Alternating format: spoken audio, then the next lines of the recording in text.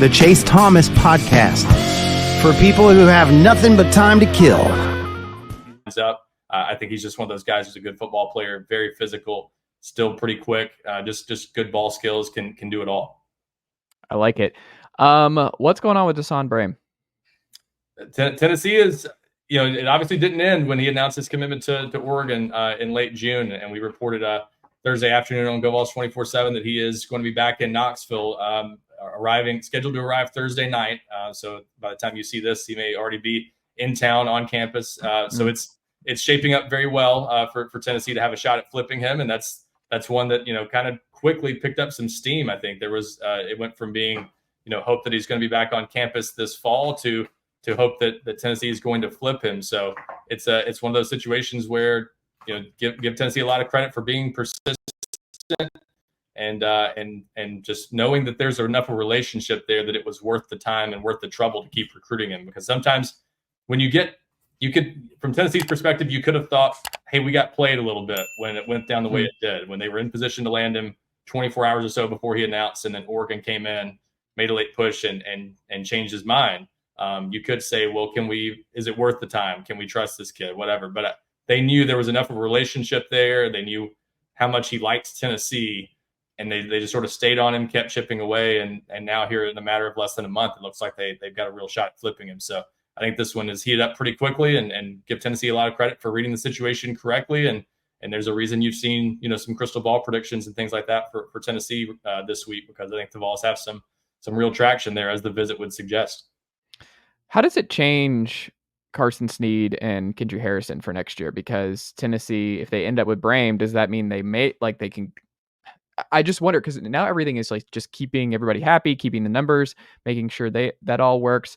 But with two big targets and two, I think, higher profile targets in next year's class that Tennessee is certainly in on, in Harrison and Sneed, does that change it? They just will be one probably now. You don't have to worry. You're not going to swing harder. Does that mean Tennessee might focus more on one?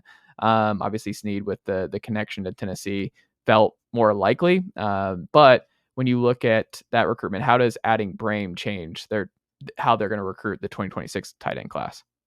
Yeah, I think Harrison is the type of player that you're probably not going to back off of him no matter what.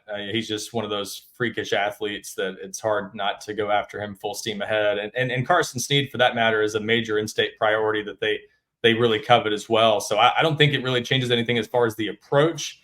The better question might be, does it change the reality of what you're likely to get? Does it make it harder to sign two tight ends in the 2026 class if that's the way it played out? And it might be tricky to do that anyway. That's sort of what's unique about this for Tennessee, is DaSaahn Brame was not only not turned off by the idea of being part of a two tight end class, he almost seemed to prefer it. And he's mentioned it multiple times that he likes the idea of teaming up with Jack Van Dorselaer and being part of a two tight end class. So the fact that Oregon didn't have a tight end in its class didn't really help their cause significantly when they were battling, the first time around. So it's sort of just been a weird recruitment in that way, that he's one of these kids that wasn't turned off by that. And next year it might be that kind of situation where Carson Sneed doesn't want to be part of a two tight end class. Harrison might not want to be either. We'll just have to wait and see about that. But I think it does make it harder probably to sign a two tight end class again next year. And it might've been tough either way, but Tennessee is well positioned with Carson Sneed.